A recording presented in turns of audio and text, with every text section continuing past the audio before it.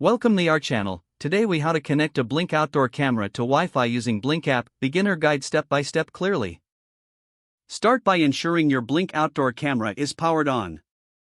Make sure you have the Blink app installed on your smartphone. Open the Blink app. If prompted, log in using your Blink account credentials. Once logged in, tap on the Add Device option.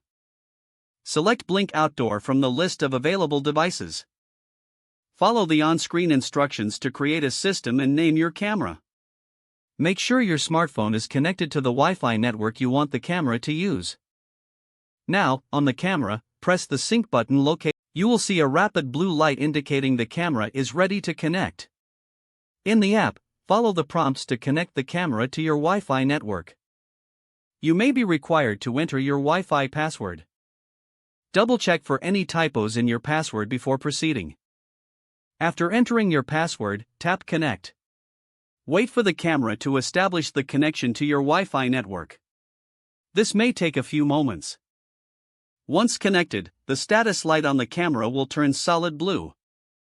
You can now name your camera within the app.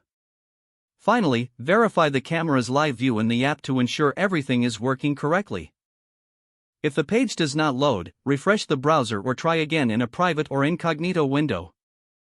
Make sure you are using the correct email address, then retype it carefully to avoid small typos.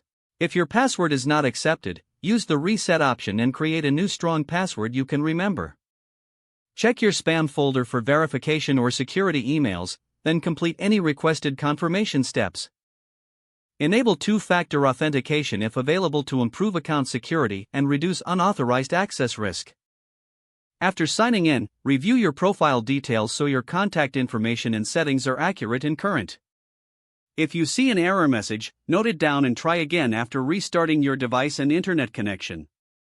Log out when you finish, especially on shared devices, to keep your account and payment information secure.